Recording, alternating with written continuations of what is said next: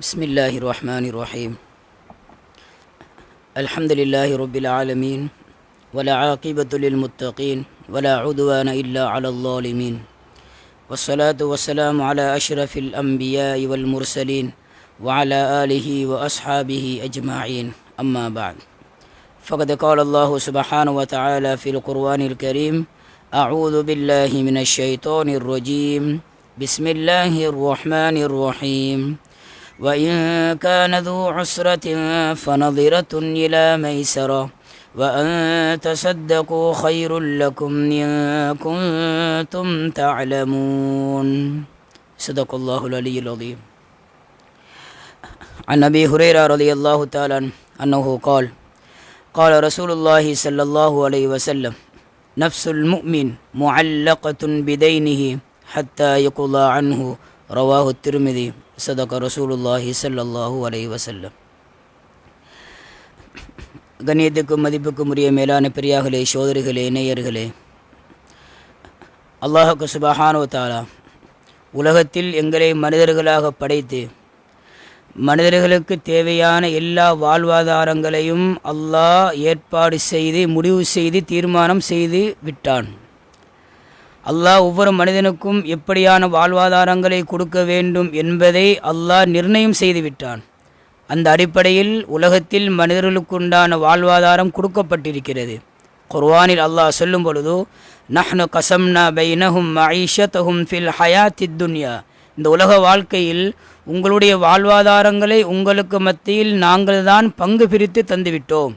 சகோதர பெரியார்களே, அதனால் அல்லாஹ் உலகத்தில் யார் யாரை எந்தெந்த அந்தஸ்தில் எந்தெந்த நிலைமையில் எந்தெந்த அடிப்படையில் வாழ வைக்க வேண்டும் என்று முடிவு செய்து விட்டானோ அந்த அடிப்படையில் அல்லாஹ் உலகத்தில் மனிதர்களை வாழ வைத்து கொண்டிருக்கிறான். அதனால் எங்களுக்கு இந்த உலகத்தில் எப்படியான வாழ்வாதாரம் கொடுக்கப்பட்டிருக்கிறதோ அந்த வாழ்வாதாரத்தை நாங்கள் பொருந்தி கொண்டு வாழ்வதற்கு எங்களை நாம் பழக்கிக் கொள்ள வேண்டும்.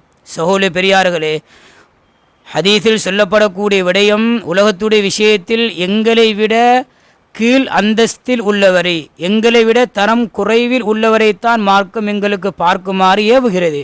அதனால் சகோதர பெரியார்களே, இன்றைய தலைப்பு கடனை நாங்கள் எடுத்துக்கொண்டிருக்கிறோம்.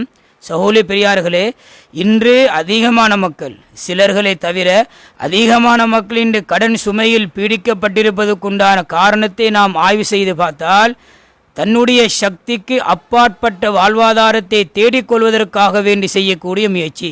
அல்லாஹ் தந்த வாழ்வாதாரத்தை விட மற்ற மனிதனை பார்த்து அவனுக்கு கொடுக்கப்பட்ட வாழ்வாதாரம், அவனுடைய சொத்து செல்வம், அவனுடைய வியாபாரம், இவைகளை பார்த்து நானும் அதே போல் என்னை மாற்றிக்கொள்ள வேண்டும், அவனுடைய வாழ்வாதாரத்தை போல் அவனுடைய வாழ்க்கையை போல் நானும் என்னை அமைத்து கொள்ள வேண்டும் என்ற முயற்சியில் அந்த பேராவலில் மனிதன் இறங்கும் பொழுதுதான் அவன் கடன் என்ற சுமையில் அவன் தள்ளப்பட்டு அதற்கு ஆளாகி விடுகிறான். எனவே சகோதர பெரியார்களே, அல்லாஹ் எனக்கு எந்த வாழ்வாதாரத்தை தந்திருக்கிறானோ அந்த வாழ்வாதாரத்தை பொருந்தி கொண்டு அதற்குண்டான அமைப்பில் எங்களுடைய வாழ்க்கையை நாம் வாழ்வதற்கு பழகிக் கொள்ள வேண்டும். எனவே மேலான கண்ணியமான சகோதர பெரியார்களே, கடன் என்பதே இஸ்லாமிய பார்வையில் மிக முக்கியமான ஒரு விடயம். அடியார்களோடு செய்ய வேண்டிய அந்த ஹுக்கூக்குல் இபாத், அந்த சம்பந்தப்பட்ட விடயங்களில் கடன் என்பது மிக முக்கியமான ஒரு பங்கை இஸ்லாமிய ஷரியத்தில் இஸ்லாமிய பார்வையில் அது மிகப்பெரிய பங்கு வகித்து கொண்டிருக்கிறது. சகோதர பெரியார்களே, குர்ஆனை நாம் எடுத்து பார்க்கும் பொழுது குர்ஆனில் சொல்லப்பட்ட ஆயத்துகளில் கடன் சம்பந்தப்பட்ட ஆயத்து தான் மிக நீளமான ஆயத்தாக இருந்து கொண்டிருக்கிறது. கிட்டத்தட்ட 15 வரிகளை கொண்டதாக ஒரு ஆயத் கடன் சம்பந்தப்பட்ட விடயமாக இறக்கப்பட்டிருக்கிறது. கண்ணியமானவர்களே, உமர் ரலியல்லாஹு தஆலா அன்ஹு அவர்கள் சொல்லும் பொழுது, இய்யாக்கும் வத்தைன், கடனை விட்டும் உங்களே நான் எச்சரிக்கை செய்கிறேன். ஃபைன்ன அவ்வலஹு ஹம்முன் வ ஆஹிரஹு ஹர்புன், கடனுடைய ஆரம்பம் கவலை, கடனுடைய முடிவு யுத்தம் என்பதாக உமர் ரலியல்லாஹு தஆலா அன்ஹு அவர்கள் சொல்லுவார்கள். ஒரு மனிதன் கடன் பட்டுவிட்டால் கடன் வாங்கின நிமிடத்திலிருந்து அவனுடைய உள்ளத்தில் ஒரு வகையான கவலை குடிகொள்ள ஆரம்பித்து விடும். சகோதர பெரியார்களே, உரிய நேரத்தில் கடனை அவன் திருப்பி கொடுப்பதற்கு அந்த உரிய நேரத்தில் கடனை திருப்பி கொடுப்பதற்கு அவன் அதற்கு ஆளாகாமல் இருக்கும் பொழுது அதனுடைய முடிவு அவர்களுக்கு மத்தியில் யுத்தத்தை கொண்டு வந்து சேர்க்கும். குடும்பங்களுக்கு மத்தியில் பிரிவினை, சகோதரர்களுக்கு மத்தியில் கோபதாபம். சகோதரி பெரியார்களே, கடைசியாக இவர் முகத்தை காட்ட முடியாமல், சமூகத்தில் வாழ முடியாமல், ஊரில் வாழ முடியாமல், நாட்டை விட்டு பிற நாட்டுக்கு போக வேண்டிய துப்பாக்கி நிலைமையும் கடைசியில் அந்த மனிதனுக்கு உண்டாகிவிடும். அதனால் உமர் ரலியல்லாஹு தஆலா அன்ஹு சொல்வார்கள், கடனை விட்டும் உங்களை நான் எச்சரிக்கை செய்கிறேன்.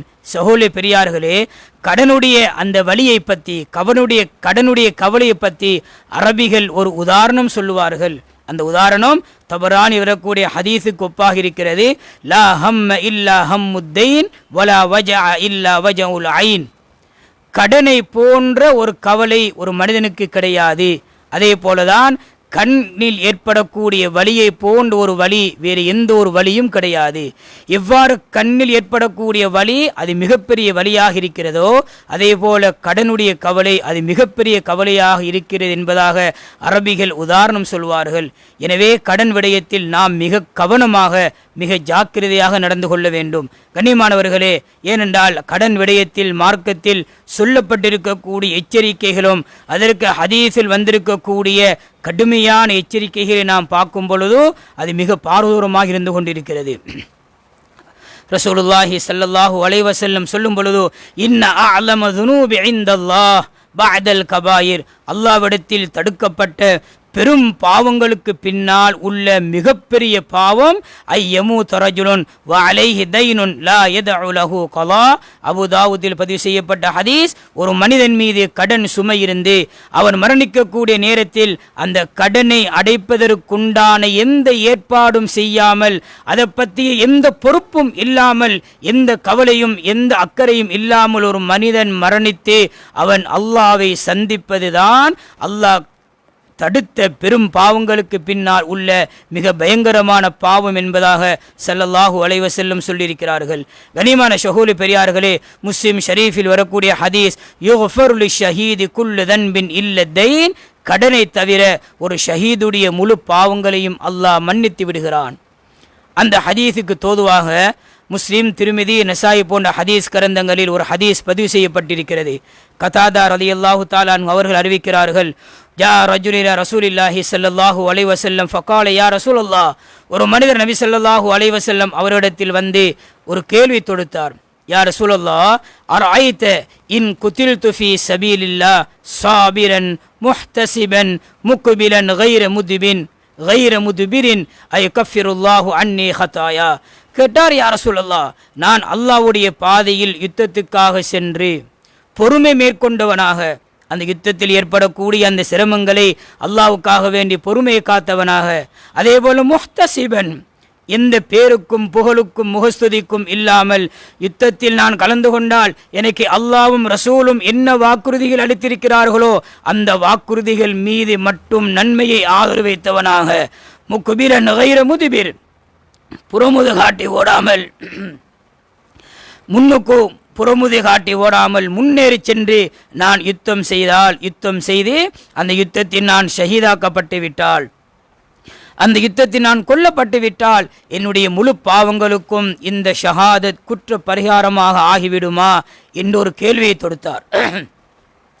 கனிமான ஷஹூலி பெரியார்களே, ரசூலுல்லாஹி ஸல்லல்லாஹு அலைஹி வஸல்லம் அவர்கள் ஆரம்பத்தில் நஅம், ஆம், நீ இவ்வாறு ஷஹீதாக்கப்பட்டு விட்டால் உன்னுடைய முழு பாவங்களுக்கும் இது குற்ற பரிகாரமாக ஆகிவிடும் என்றார்கள். அந்த மனிதர் திரும்பி சென்று விட்டார்.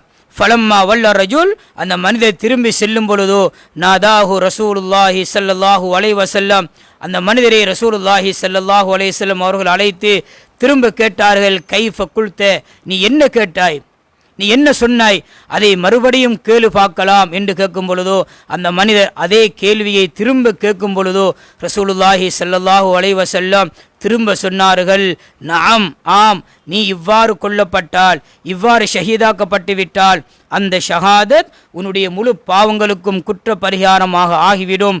இல்ல தெயின், கடன் என்கிற ஒரு சுமை உன்னிடத்தில் இருந்தால் அது மட்டும் மன்னிக்கப்படாது. கதாலிக்க காலலி ஜிப்ரீல், அவ்வாறுதான் ஹஸ்ரத் ஜிப்ரீல் அவர்கள் இப்பொழுது இறங்கி எனக்கு அந்த மார்க்க தீர்ப்பை சொன்னார்கள் என்பதாக அந்த மனிதருக்கு ஸல்லல்லாஹு அலைஹி வஸல்லம் சொன்னார்கள். கனிமான ஷஹூலி பெரியார்களே, அதே போல இன்னும் ஒரு ஹதீஸ் அந்த விடயத்தில் வந்திருக்கிறது. நசாயி, முஸ்னத் அஹ்மத் போன்ற ஹதீஸ் கிரந்தங்களில் பதிவு செய்யப்பட்டிருக்கிறது.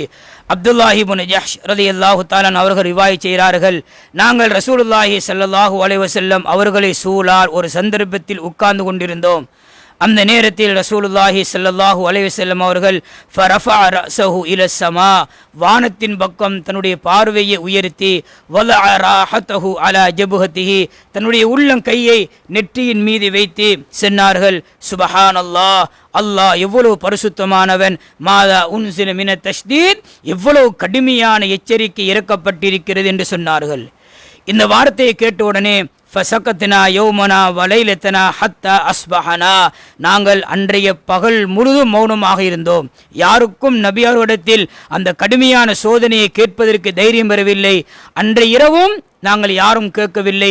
அடுத்த நாள் காலை பொழுதை அடையும் வரைக்கும் நபி அவர்களும் எந்த பதிலும் சொல்லவில்லை, நாங்களும் எந்த கேள்வியும் கேட்கவில்லை.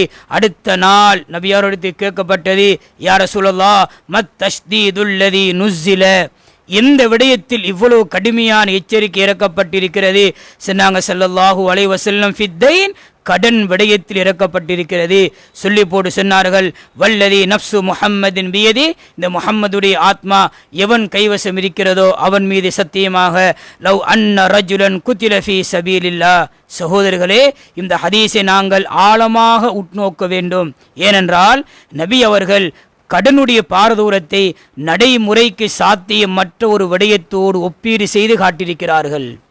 சொன்னாங்க ஸல்லல்லாஹு அலைஹி வஸல்லம் அவர்கள், லவ் அன்ன ரஜுலன் குத்தில ஃபீ சபீலில்லாஹ், ஒரு மனிதர் அல்லாஹ்வுடைய பாதையில் ஷஹீதாக்கப்பட்டு விட்டார், ஒரு மனிதருடைய உயிர் பிரிந்து விட்டால் அவருக்கு திரும்ப உயிர் கொடுப்பது என்பதே அல்லாஹ்வுடைய நீதியில் கிடையாது. ஆனால் சும்ம உஹ்இய, திரும்ப அவர் உயிர் கொடுத்து எழுப்பாட்டப்பட்டு விடுகிறார். சும்ம குத்தில, பிறகும் அவர் அல்லாஹ்வுடைய பாதையில் சென்று கொல்லப்பட்டு விடுகிறார். சும்ம உஹ்இய, அவருக்கு திரும்பவும் இரண்டாவது விடுத்தம் உயிர் கொடுக்கப்பட்டு சும்ம குத்தில, அதற்கு பிறகும் ஷஹீதாக்கப்பட்டு விடுகிறார். சகோதரி பெரியார்களே, ஒரு மனிதர், இது அல்லாஹ் யாருக்கும் கொடுக்காத நடைமுறைக்கு சாத்தியமற்றொரு விடயம். அதனால் நாம் இந்த ஹதீஸை வைத்து கடனுடைய பாரதூரத்தை மிக பயங்கரமாக நாம் உணர்ந்து கொள்ள வேண்டும். ஒரு மனிதருக்கு அல்லாஹ் 3 விடுத்தம் திரும்ப திரும்ப திரும்ப ஷஹாதத்துடைய பாக்கியத்தை அல்லாஹ் கொடுத்தாலும், வஅலைஹி தைனுன், அவர் மீது கடன் சுமை இருந்தால், மா தஹலல் ஜன்னத ஹத்தா யுக்லா தைனுஹு, அவருடைய கடன் அடைக்கப்படும் வரைக்கும் அவர் சொர்க்கம் நுழைய மாட்டார்.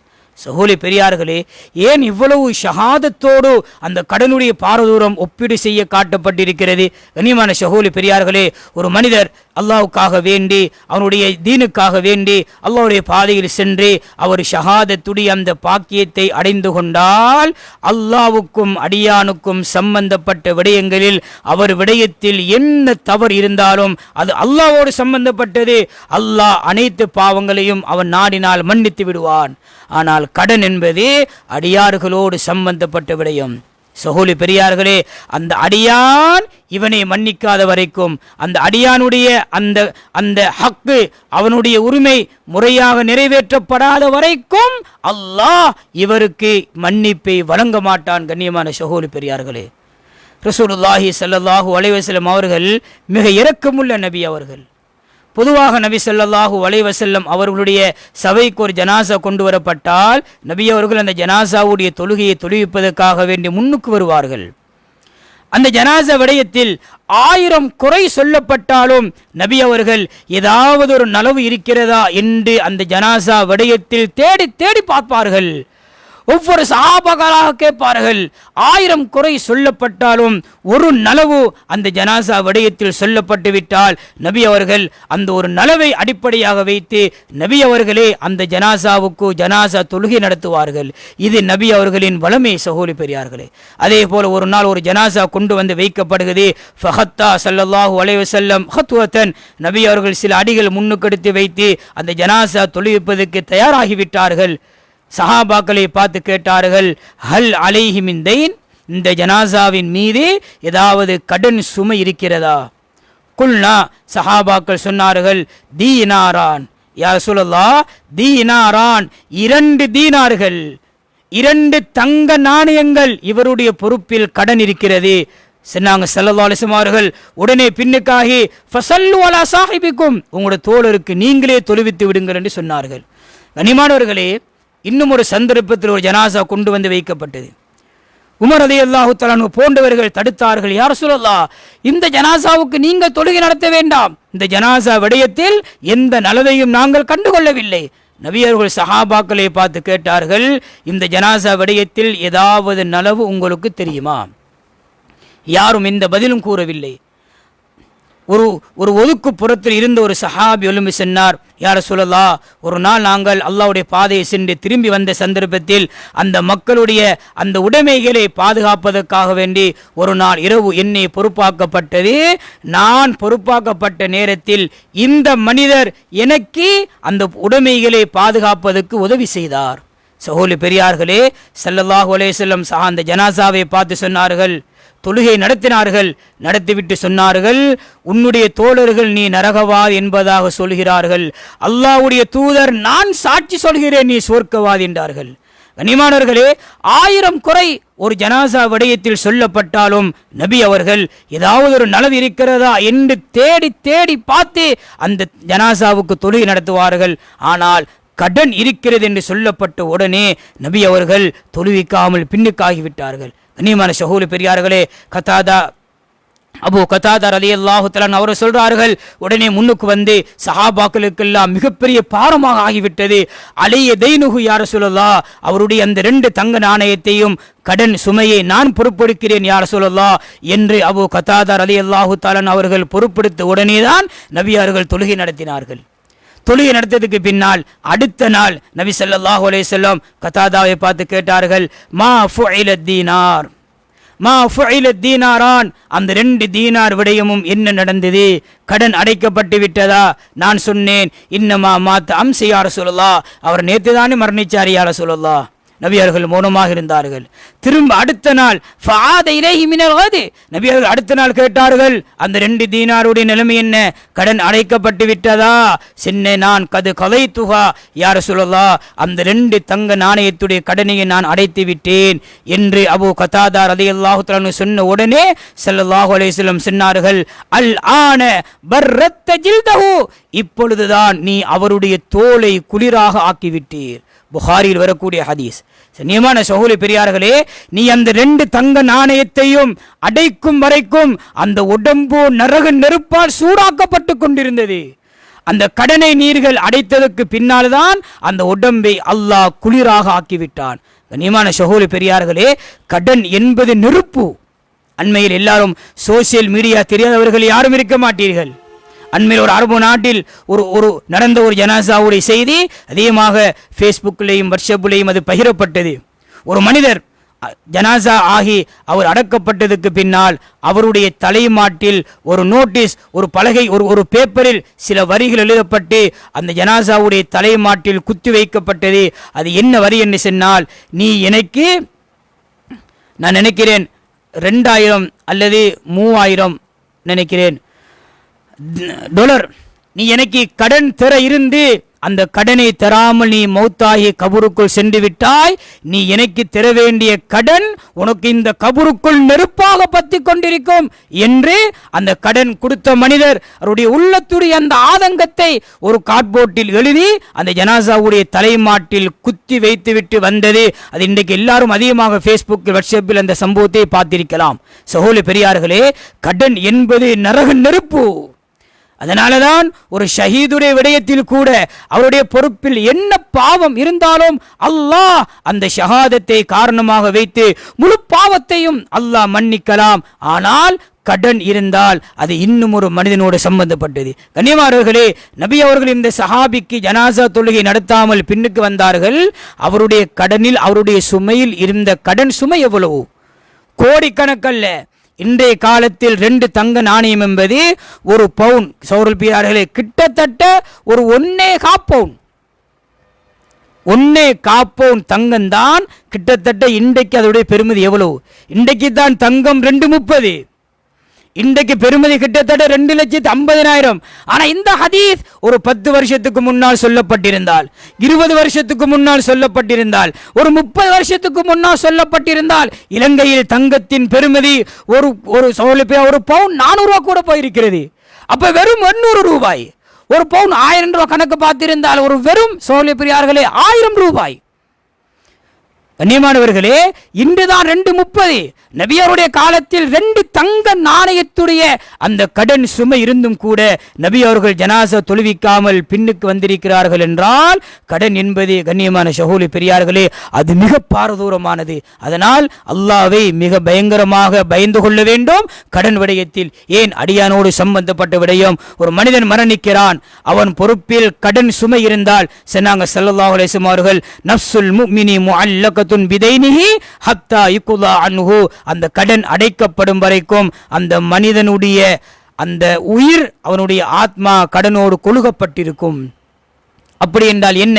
அதுக்கு விளக்கம் உலமாக்க சொல்லியிருக்கிறார்கள், மஹ்பூசுன் அன் மகாமிகள் கிராம். அல்லாஹ் அந்த மரணித்த ஜனாசா அவர் எவ்வளவு பெரிய சீதவியாக இருந்தாலும், எவ்வளவு பெரிய நல்ல மனிதராக இருந்தாலும், அல்லாஹ் அவருக்கு எந்த அந்தஸ்துகளை, எந்த கண்ணியங்களை அல்லாஹ் முடிவு செய்திருக்கிறானோ அந்த கண்ணியங்கள் அவருக்கு கொடுக்காமல் தடுக்கப்பட்டு கொண்டிருப்பார். எப்பொழுதோ அந்த கடன் இவர் பொறுப்பில் இருந்து அடைக்கப்பட்டு விடுகிறதோ அப்பொழுதுதான் அந்த உயிர் அவருக்கு, அந்த ஆத்மாவுக்கு அல்லாஹ் வழங்கின கண்ணியத்தின் பக்கம் போய் சேரும்.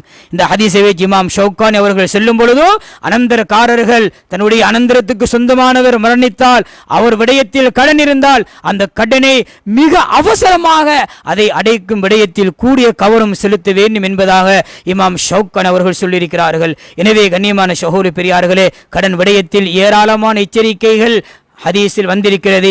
அதில் புத்தி உள்ளவர்களுக்கு 1-2 விடயம் போதும் என்று நான் நினைக்கிறேன். அதனால் கடன் என்பது எல்லாமே கடன் தான். இன்றைக்கு அதிகமானவர்கள் பழைய கடனை மறந்து விட்டார்கள். அது கடன் வாங்கி, அது கடன் வாங்கினவருக்கும் கடன் மறந்து விட்டது, கடன் கொடுத்தவருக்கும் கடன் மறந்து விட்டது, அது பழைய கடன். சகோதரி பெரியார்களே, இன்னும் சிலருக்கு நான் கடன் தந்தவர் பெரிய காசுக்காரரே, எந்த கடன் தொகையால் அவருக்கு என்ன லாபம், நான் கடன் கொடுத்தாலும் கொடுக்காட்டியும் அவருக்கு எந்த பிரயோசனம் இல்லை. சகோதரி பெரியார்களே, கடன் வாங்கினவர் அதில் அவரை மிச்சம் கவனக்குறைவாக நடந்து கொள்றாரு. சகோதரி பெரியார்களே, அது சின்ன கடனோ பெரிய கடனோ பழைய கடனோ புதிய கடனோ அது எப்படியாக இருந்தாலும் சரி, அது செக் ரிட்டனாக இருக்கலாம் அல்லது எந்தெந்த அடிப்படையில், சகோதரி பெரியார்களே, எந்த அளவுக்கு என்றால் மார்க்க உலமாக்க சொல்லும் பொழுதோ, ஒரு வேலைக்காரன் எங்களிடத்தில் வேலை செய்திருக்கிறார், ஒரு கூலிக்காரன் வேலை செய்திருக்கிறார், அவருடைய வேலை எங்களுக்கு பிடிக்காமல் ஏதோ சின்ன ஒரு சண்டை பிரச்சனையால இடையில் அவரை நாங்கள் அந்த வேலையை விட்டு நிப்பாட்டிட்டோம். ஆனால் அவருக்கு கொடுக்க வேண்டிய கூலி கொடுக்கப்படாமல் இருந்தால் அதுவும் நாம் அவருக்கு கொடுக்க வேண்டிய கடனில் தான் சேரும். சோழ பெரியார்களே, அந்த கூலியை முறையாக கொடுக்காம நாம் மௌத்தாகிவிட்டால் அந்த கடனுக்கு நாம் பொறுப்பு என்பதை யாரும் மறந்துவிடக் கூடாது. கியாமத்து நாளையில் கடனுக்கு கடன் எப்படி பகரம் கொடுக்கப்படும்? உலகத்தில் தான் 1,00,000 வாங்கினால் 1,00,000 ரூபாய்க்கு 1,00,000 திரும்ப கொடுக்கிறோம், காசோடு காசு முடிந்துவிடும். ஆனால் கியாமத்துடைய நாளையில் கடனாளிகளின் விசாரணை அல்லாஹ்விடத்தில் எவ்வாறு இருக்கும்? சகோதரி பெரியார்களே, காசுக்கு காசு, பணத்துக்கு பணம், பொருளுக்கு பொருள் என்று சொன்னால் எந்த பிரச்சனையும் கியாமத்தில் கிடையாது. ஆனால் அங்க காசு பணம் பொருளுக்கு எந்த பெருமதியும் இருக்காது. சொன்னாங்க ஸல்லல்லாஹு அலைஹி வஸல்லம் அவர்கள், ஒரு மனிதர் கடன் இருந்து அந்த கடனை கொடுக்காமல் அல்லாஹ்வை சந்தித்தால் அது என்ன நடக்கும் தெரியுமா? ஃபதா கல்லதி யுஹது மின் ஹஸனாத்திஹி லைஸ யௌமைதின் தீனாருன் வலா திர்ஹம். அங்கே எந்த தங்க நாணயமோ வெள்ளி நாணயமோ பணமோ காசியோ எதுவும் சம்பந்தப்படாது. அந்த நேரத்தில் யார் கடன் வாங்கினாரோ அவர் கடன் கொடுக்க வேண்டிய சுமை இருந்தால் அவருடைய நன்மை எடுத்து அந்த கடன் தந்த மனிதருக்கு ஒப்படைக்கப்படும். சகோதரர்களே, இவருடைய பொறுப்பில் அந்த நன்மை தீர்ந்து விட்டால் யாருக்கு கடன் கொடுக்க வேண்டுமோ அந்த மனிதருடைய பாவங்கள் எடுத்து இவருடைய தலையில் சுமத்தாட்டப்படும். கியாமத்துடைய நாளையில் தன்னுடைய நன்மையையும் கொடுத்து அந்த மனிதனுடைய பாவத்தையும் தன் தலையில் சுமந்து கொண்டு அல்லாஹ் பாதுகாக்க வேண்டும். நம்மளுடைய முடிவு கியாமத்துடைய நாளையில் அது நரகமாக ஆகிவிட்டால் அதுக்கு நாம் எந்த கவலைப்பட்டும் பிரயோசனம் கிடையாது. அதனால் உலகத்திலேயே கடன் விடயங்களை நாம் பூர்த்தியாக அதற்குரிய விடயங்களை முடித்துவிட்டு நாம் மௌத்தாக வேண்டும். கண்ணியமான சகோதரி பெரியார்களே, நபி ஸல்லல்லாஹு அலைஹி வஸல்லம் அவர்கள் அதிகமாக அல்லாஹ்விடத்தில் கடனை பற்றி பாதுகாப்பு தேடி இருக்கிறார்கள். நபி அவர்கள் முஸ்லிம் புகாரி வரக்கூடிய ஹதீஸ், நபி அவர்கள் தொழுகையில் அத்தஹியாத்தில் ஓத வேண்டிய துவாக்கள் அனைத்தையும் ஓதி முடிச்சதுக்கு பின்னால ஒரு துவா கேட்பார்கள். அல்லாஹும்ம இன்னி அஊது பிக்க மினல் மஅஸமி வல் மக்ரம். யா அல்லாஹ், பாவத்தில் இருந்தும் கடனில் இருந்தும் உன்னிடத்தில் நான் பாதுகாப்பு தேடுகிறேன். கேட்கப்பட்டது, யா ரசூலல்லாஹ் மா அக்ஸர மா தஸ்தஈது யா ரசூலல்லாஹ் மினல் மக்ரம். யா ரசூலல்லாஹ், இவ்வளவு அதிகமாக நீங்கள் கடனில் இருந்து அல்லாஹ்விடத்தில் பாதுகாப்பு தேடுகிறீர்களே, என்ன காரணம்? சொன்னாங்க ஸல்லல்லாஹு அலைஹி வஸல்லம் அவர்கள், இன்ன ரஜுல இதா கரிம, ஒரு மனிதன் கடனாளியாக ஆகிவிட்டால், ஹத்தஸ ஃபகதப வவஅத ஃபஅஹ்லஃப, அவன் பேச ஆரம்பித்தால் பொய் பேசுவான், அவன் வாக்குறுதி கொடுத்தால் மாறு செய்வான். யார் கடனாளியா ஆகிவிட்டானோ அந்த கடன் சம்பந்தப்பட்ட மனிதரிடத்தில் இவர் எப்பொழுது பேசினாலும் இவர் பொய் தான் பேசுவார். அவனுக்கு என்ன வாக்குறுதி கொடுத்தாலும் அந்த வாக்குறுதிக்கு மாறு செய்யக்கூடியவராக இருப்பார். இது ரெண்டும் முனாஃபிக்குடைய தன்மை.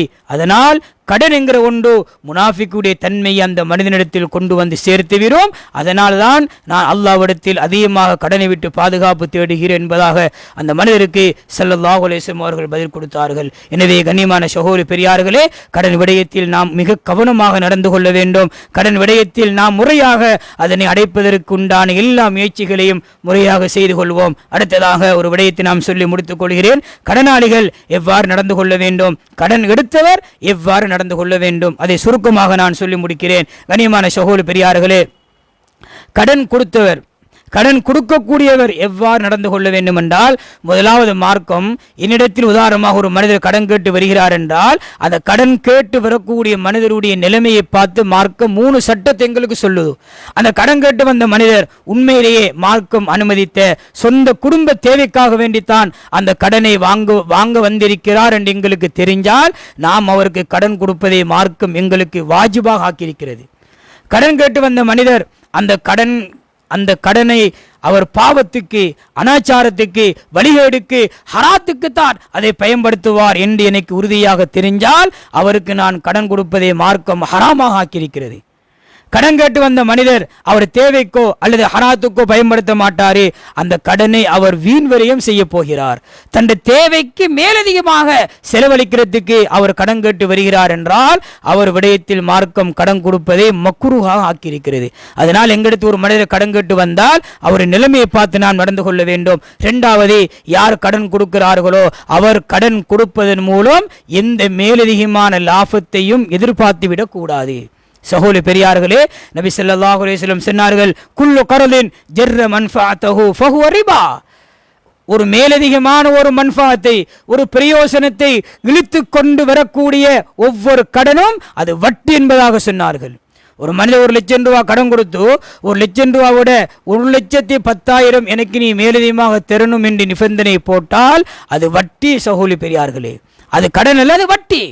அதனால கடன் கொடுக்கக்கூடியவர்கள் அந்த கடன் கொடுக்கக்கூடிய தொகையிலும் எந்த மேலதிக லாபத்தையும் எதிர்பார்த்து விடக்கூடாது. அதே நேரம் உடம்பு சம்பந்தப்பட்ட எந்த மேலதிகமான லாபத்தையும் எதிர்பார்த்து விடக்கூடாது. அது எப்படி? நான் கடன் கொடுத்த மனிதர் என்னை கண்டால் எனக்கு மரியாதை செலுத்த வேண்டும். அவருடைய கடைக்கு நான் சாமான் வாங்க போனால் அவர் எனக்குத்தான் சாமான் தருவதற்கு என்னை முற்படுத்த வேண்டும். அவர் எங்கு பார்த்தாலும் எனக்கு சலாம் சொல்ல வேண்டும். இவர் மேலதிகமான பொருளாதார லாபத்தை எதிர்பார்க்கவில்லை, ஆனால் உடம்பு ரீதியான ஒரு லாபத்தை எதிர்பார்ப்பதும் சொன்னாங்க நபி அவர்கள், இதுவும் வட்டியோடு சம்பந்தப்பட்டது. அதனால கடன் கொடுக்கக்கூடியவர்கள் பொருளாதாரத்திலும் மேலதிக லாபத்தை எதிர்பார்த்து விடக்கூடாது. உடம்பு சம்பந்தப்பட்ட, மரியாதை சம்பந்தப்பட்ட எந்த ஒரு லாபத்தையும் அவர் மேலதிகமாக எதிர்பார்த்து விடக்கூடாது. மூணாவது, கடன் கொடுக்கக்கூடிய மனிதர்கள் யாருக்கு கடன் கொடுத்தார்களோ அவர்களின் நிலைமையை பார்த்து அவர்களோடு நாம் மிக மிருதுவாக நடந்து கொள்ள வேண்டும். உண்மையிலேயே செல்வந்தர் கடன் வாங்கினார், ஒரு நெருக்கடிக்கு ஆளாக்கப்பட்டு விட்டால் அவகாசம் கொடுக்க வேண்டும். அல்லது உண்மையிலேயே ஒரு மனிதர் தேவைக்கு கடன் வாங்கினார், அவரால் கொடுக்க இயலாத ஒரு நிலைமைக்கு ஆளாக்கப்பட்டு விட்டால் அவரிடத்தில் அந்த கடன் சுமையை நாம் ஒன்று அறவாசியை குறைக்க வேண்டும், அல்லது முழுவதுமாக நாம் குறைக்கலாம். அதுக்கும் நபியரிடத்தில் சகோதரர்களே பெரியார்களே மார்க்கம் மிக நன்மாராயம் சொல்லியிருக்கிறது. ரசூலுல்லாஹி ஸல்லல்லாஹு அலைஹி வஸல்லம் ஹதீஸ் முஸ்லிம் ஷரீஃபில் பதிவு செய்யப்பட்டிருக்கிறது. பனு இஸ்ரவேல் ஒரு மனிதர், அவர் மிகப்பெரிய அமல்கள் செய்தவராக, அவர் பெரிய பெரிய அமல்கள் எதுவும் செய்யவில்லை. அந்த மனிதர் வந்துட்டு வியாபாரத்தோடு தொடர்புபட்ட மனிதராக இருந்தார். மக்களோடு அதிகமாக சம்பந்தப்பட்டார். வக்கான மூசிரன், அவர் செல்வந்தராக இருந்தார். ஃபகான யமுரு கில்மானஹு, அவர் தன்னுடைய அடிமைகளுக்கு தன்னுடைய வேலைக்காரர்களுக்கு சொல்லியிருந்தார், ஐயத்தஜாவசு அனில் முஹ்சிர், யாரு சரி கஷ்டவாளிகள், என்னிடத்தில் கடன் வாங்கியவர்கள் அந்த கடனை கொடுக்க முடியாத கஷ்டத்துக்கு ஆளாகிவிட்டால் அந்த கடன் சுமையை நீங்கள் அவர்கள் விடயத்தில் மன்னித்து விட வேண்டும் என்று தன்னுடைய வேலைக்காரர்களுக்கு ஏவிருந்தார். சோழ பெரியார்களே, இவருடைய மௌத்துக்கு பின்னால் மலக்குமார்கள் ரூஹை கைப்பற்றி செல்லும் பொழுதோ அல்லாஹு தாலா மலக்குமார்களுக்கு ஏவினான், இவர் விடயத்தில் ஏதாவது நலவிருக்கிறதா? ஒரு நலவும் சொல்லப்படவில்லை. ஆனால் மலக்குமார்கள் சொன்னார்கள், யா அல்லாஹ், இவர் கடன் கொடுத்திருந்தால், கடன் வாங்கினவர்கள் கஷ்டவாளிகளாக இருந்தால், அவர்களின் கடன் சுமையை இவர் மன்னிக்க கூடியவராக இருந்தால், அல்லாஹ் மலக்குமாரை பார்த்து சொன்னான், நஹ்னு அஹக்கு பிதாலிக மின்ஹு, அவரை விட இதற்கு நாங்கள் தான் தகுதியானவர்கள், மன்னிப்பதற்கு நாங்கள் தான் மிக தகுதியானவர்கள். எனவே தஜாவசு அன்ஹு, அவரை மன்னித்து அவரை நீங்கள் சுவர்க்கம் நுழைவீங்கள் என்பதாக அல்லாஹ் மலக்குமாருக்கு ஏவின விடயம் முஸ்லிம் ஷரீஃபில் பதிவு செய்யப்பட்டிருக்கிறது. அதனால் கடன் வாங்கின மனிதர் நெருக்கடிக்கு ஆளாகிவிட்டால் ஒன்று கடன் சுமையை நாம் குறைக்க வேண்டும், அல்லது முடியுமாக இருந்தால் முழுவதுமாக இல்லாமல் ஆக்குவதன் ஊடாக எங்களுக்கு சுவர்க்கத்துடைய நன்மாராயம் சொல்லப்பட்டிருக்கிறது. அதே போல செல்வந்தர் அவர் கொடுக்க வேண்டிய ஒரு நிர்பந்தத்துக்கு ஆளாகிவிட்டார், அவகாசம் கேட்கிறார் என்றால் நாம் அவகாசம் கொடுக்க வேண்டும். சொன்னாங்க ஸல்லல்லாஹு அலைஹி வஸல்லம் அவர்கள், மன் கான லஹு அலா ரஜுலின் ஹக்குன் ஃபமன் அஹ்ரஹு கான லஹு பிகுல்லி யௌமின் ஸதகா. முஸ்னத் அஹ்மதில் பதிவு செய்யப்பட்ட ஹதீஸ். ஒரு மனிதருக்கு ஏதாவது கடன் சுமை இருந்து அதற்கு அந்த மனிதர் அவருக்கு அவகாசம் கொடுத்தால், எத்தனை நாள் அவகாசம் கொடுக்கிறாரோ ஒவ்வொரு நாளும் அந்த மனிதர் இவருக்கு எவ்வளவு கடன் தர வேண்டுமோ அந்த கடன் தரக்கூடிய அளவுக்கோ இவர் சதக்கா செய்தால் எவ்வளவு நன்மை கிடைக்குமோ அந்த நன்மை ஒவ்வொரு நாளும் இவருக்கு கிடைத்துக் கொண்டிருக்கும், இவர் அவகாசம் கொடுக்கக்கூடிய காலம் வரைக்கும். 10 நாள் என்றால் 1 லட்சம் கடன் கொடுத்தால் ஒவ்வொரு நாளும் ஒவ்வொரு லட்சம் சதக்கா செஞ்ச நன்மை. ஒரு மாசம் டைம் கொடுக்கிறார் என்றால் ஒவ்வொரு மாசமும் ஒவ்வொரு லட்சம் சதக்கா செஞ்ச நன்மை. அதனால நாம் மிருதுவாக நடந்து கொள்ள வேண்டும். அதே போல கடைசியாக கடன் வாங்கினவர்கள் எவ்வாறு நடந்து கொள்ள வேண்டும்? கண்ணியமான சகோதரி பெரியார்களே, கடனை முறையாக கொடுப்பதற்கு முதலாவது கூடிய கவனம் செலுத்த வேண்டும். இரண்டாவது, கடன் திருப்பி கொடுக்கும் பொழுதோ நாம் வாங்கின தொகையை விட சற்று கூடுதலாக அல்லது வாங்கின பொருளை விட அதை விட கொஞ்சம் தரம் கூடிய நல்ல பொருளாக கடனை திருப்பி கொடுப்பதை மார்க்கம் எங்களுக்கு வலியுறுத்துகிறது. கடன் தந்த மனிதர் அவ்வாறு நிபந்தனை போட்டாதான் வட்டி. ஆனா கடன் வாங்கினவர் இவர் புறத்திலிருந்து மேலதிகமாக கொடுப்பது இது வட்டி கிடையாது. அபூ ஹுரைரா ரலியல்லாஹு அவங்க சொல்றாங்க, இஸ்தக்ர ரசூலுல்லாஹி ஸல்லல்லாஹு அலைஹி வஸல்லம் சின்னன், நபி அவர்கள் ஒரு ஒட்டகத்தை கடன் வாங்கியிருந்தார்கள். ஃபஅதா சின்னன் ஃபௌகஹு, நபி அவர்கள் கடனை திருப்பி கொடுக்கும் பொழுது அதை விட வயது கூடிய ஒட்டகத்தை நபி அவர்கள் கடன் கொடுத்து போட்டு சொன்னார்கள், ஹியாருக்கும் மஹாசினுக்கும் கலாஅன், உங்களில் மிக சிறந்தவர் அழகான முறையில் முறையாக கடனை திருப்பி கொடுக்க கூடியவர். அதனால நாங்கள் வாங்கிய கடன் சகோதர பெரியார்களே திரும்ப கொடுக்கும் பொழுதோ அந்த மனிதனுக்கு கஷ்டத்தில் உதவி செய்திருக்கிறார், ஒன்று அந்த பணத்தை விட கொஞ்சம் மேலதிகமாக கொடுக்கலாம், அல்லது நாம் வாங்கின பொருளை விட நல்ல பொருளை கொடுக்கலாம். அதே போல நாம் திரும்ப கொடுக்கும் பொழுதோ அந்த மனிதருக்கு துவா செய்ய வேண்டும். திரும்ப கடனை கொடுத்து போட்டு அப்துல்லா இப்னு அபீ ரபியா ரலியல்லாஹு அன்ஹு சொல்றாங்க, நபி அவர்களிடத்தில் 40,000 ரூபாய் கடன் வாங்கினார்கள், அதை திரும்ப தந்தார்கள். தந்து போட்டு நிற்கிற துவா செஞ்சார்கள், பாரக்கல்லாஹு லக ஃபீ அஹ்லிக வ மாலிக, அல்லாஹ் உன்னுடைய பொருளாதாரத்திலேயும் அல்லாஹ் உன்னுடைய குடும்பத்திலேயும் பரக்க செய்வானாக சொல்லி போட்டு சொன்னார்கள். இன்னமா ஜஸாஉ ஸலஃபி அல்ஹம்து வல் அதா, கடன் வாங்கின மனிதர் அதை முறையாக திருப்ப கொடுப்பதனுடைய ஹக்கு என்னவென்றால் அவரை புகழ்வதும் அதை முறையாக நிறைவேற்றுவதும். அதனால் கடன் திருப்பி கொடுக்கும் பொழுதோ அவருக்கு நாம் துவா செய்ய வேண்டும். கடைசியாக கடனாளிகள் நெருக்கடிக்கு உள்ளாகிவிட்டால் மார்க்கம் சிறு துவா சொல்லி தருகிறது. அந்த துவாவை நாம் தொடர்ந்து ஓதும் பொழுது அல்லாஹ் எங்களுக்கு கடன் சுமையில் இருந்து அல்லாஹ் எங்களுக்கு பாரத்தை குறைப்பான். சகோதர பெரியார்களே, நபியார் ஒரு துவா பட்டு கொடுத்தார்கள். அபு உமாமா ரலியல்லாஹு தஆலா அன்ஹு மஸ்ஜிதில் கவலையோடு இருந்தார்கள். ஏன் இருக்கிறீங்க?